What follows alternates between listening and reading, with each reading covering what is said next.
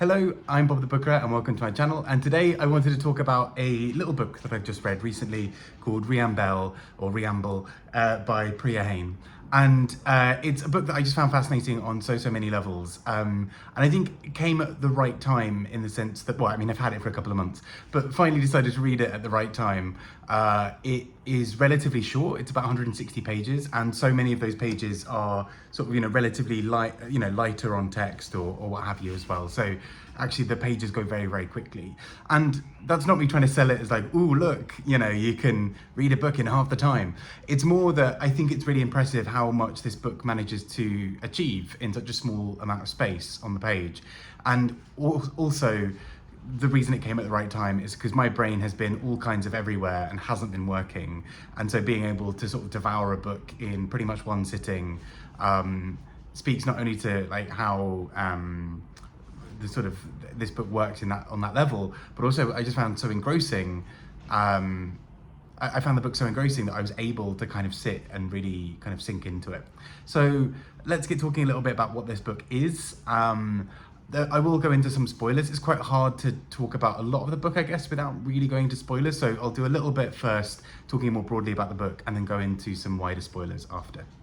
So first up, this book itself is largely kind of deals with the history of Mauritius, but told through a very sort of personal perspective. So we have our character Noemi, and there's a sort of thing throughout the book about how she has no at the beginning of her name, and in some ways there's a power to that, and in some ways there's a sort of a disempowerment perhaps from it.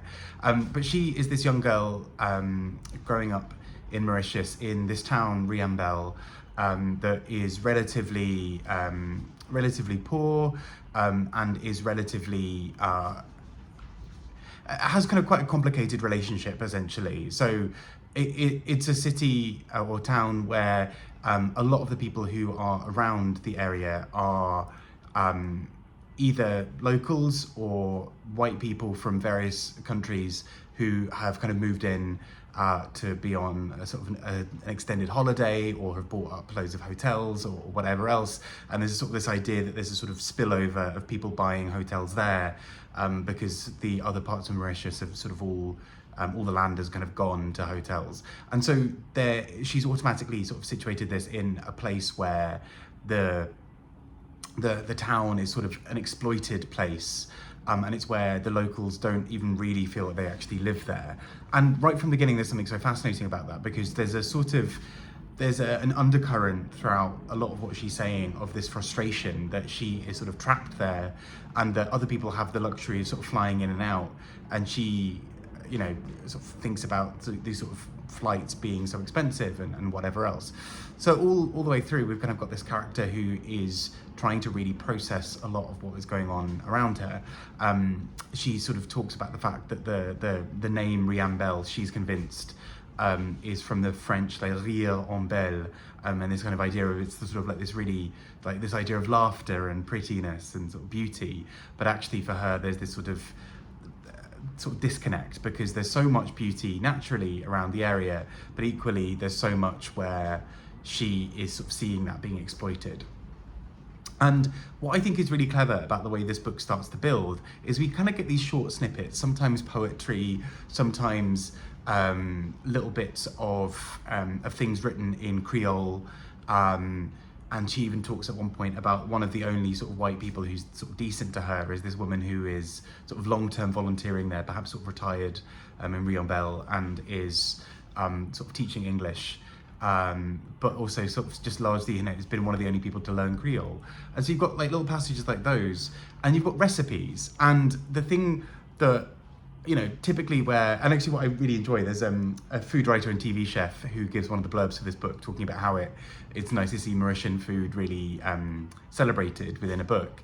And actually what's really interesting about this is there's not only for me, the really clever thing I think about how the recipes are used is it's not only this thing of sort of stating something Mauritian and something local, and the power and the beauty and the sort of homeliness of all of that, but it also kind of in its tactical usage throughout the book makes sort of political points in a wider sense, and sort of without maybe reading too much into it, I think kind of makes the point that sort of food and identity is political to some degree and has sort of some political resonance within the area. So actually, the recipes that she talks about, they're largely either named in local words, or with Creole or with French, and there's an implication behind some of those politically.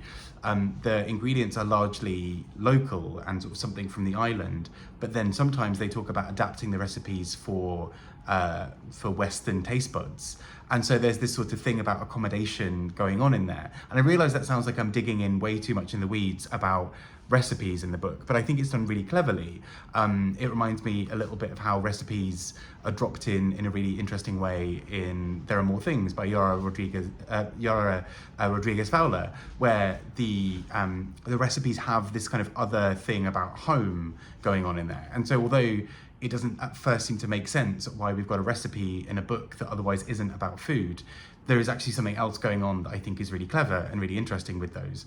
And also, I mean, these are relatively short passages, so there's this sort of dreamlike quality to this book where we go from a recipe to a poem to the character talking about what's happening to these other bits that are not quite chapters, but are sort of seemingly this sort of almost dreamlike thing. They're in italics. They don't really seem to have a specific voice that they're always attached to. And so all of these sort of make this really interesting patchwork, but that patchwork is also angry. And that's what I think is really good about the way this book does this, is it has this real ferocity and this force and this anger, and it's directed in so many interesting ways throughout the book. And that brings us to something that is a bit of a spoiler. So I'm gonna sort of have a separate little spoiler section, but what I do just want to say is this was a real surprise of a book for me, a really nice gem. I knew nothing really about it going into it. I realised I'd put it on my Booker long list predictions, partly just because I thought it sounded so interesting and kind of out there compared to some of the other books. And I think I still stand by that, having now read it. I think this is a really interesting book with a lot of heart and a lot of sort of intelligence behind it, but also it's just a really compulsively readable story, I found. And so now onto some brief spoilers, but if you do have to leave us there, it is a really interesting book. I urge you to check it out, and also from a smaller press, which is always nice as well. The only real major spoiler to talk about in this book is her relationship with a certain man in the book itself. And so she quite early on meets this white man, and he seems to be really interested in her. He is a man who is involved in cleaning. So he lives in one of the very fancy houses where her family, where Noemi's family work sometimes, cleaning or being involved. And so there's this kind of servant-like relationship going on that's really uncomfortable in terms of its dynamic, that he is from this very rich, wealthy family. He can kind of pick and choose whether or not he likes her or not. And for her, she's always got to apologize, and she's always got to be servile and beneath him in some capacity. And so when he starts to show interest in her, it's this very complicated thing for her, where she is both incredibly flattered by the attention and keen and interested in her own way, but she is also fearful. It's quite a dangerous situation for her to be in. We know quite a lot of the way throughout that she has sort of been looked down on, and her family's been looked down on, and particularly her mum often has her working and doing certain things to earn a bit of extra money. And the training that she almost has right from the beginning in doing that is to give nothing away, to be sort of almost silent and passive and, ever thankful for this very rich family, and, always sort of being in this sort of servile position. And so when they almost start to meet as equals a bit more in that sense, she likes him, he likes her, that seems to sort of confer this sort of power into her, and she seems really interested, and there's this sort of energy that sort of seems to pulse through her. And then she realizes that this man is interested in somebody else, and not only interested in somebody else, but also this other person is white, she's also wealthy, she is also sort of able to flaunt this publicly, whereas their relationship had to be quite hidden. And although that's a trope that comes up a lot in film and books, and even in Your American Girl by Mitski, there's still something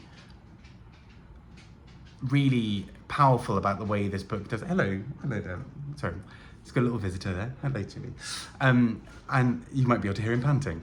He's very excited by this. So what is then really interesting is the way that she is sort of forced to live sort of a little bit of a double life in some ways, knowing exactly what he's said to her and how he's treated her and the relationship that they've had in some capacity, but knowing that it's all for show almost, or if there is anything real about it, it can never be public, it can never be out there. And so she kind of turns to this sort of rage, and we see that all of this anger that courses through so many other parts of the book is there, where she sort of now, like, what's holding her back? And this anger seems to come out, but she's still got to work in this house. She drops this expensive, I think tea set or something similar like that.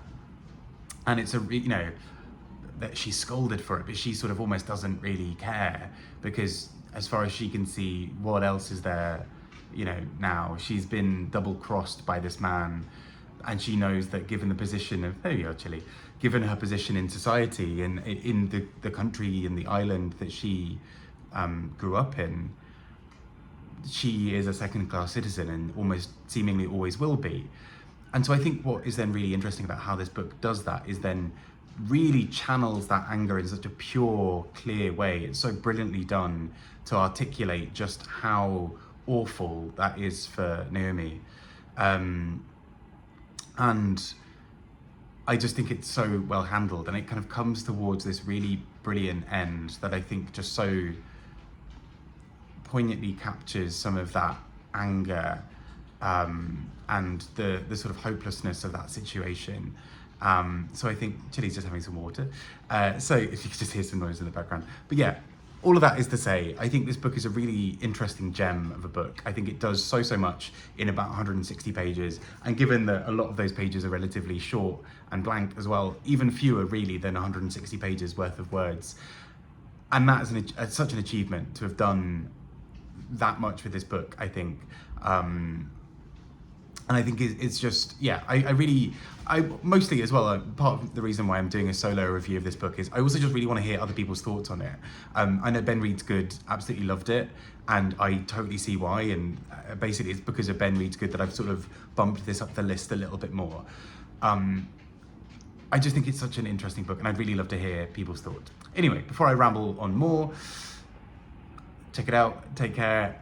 I've been Bob the Booker, and speak to you all soon. Bye-bye.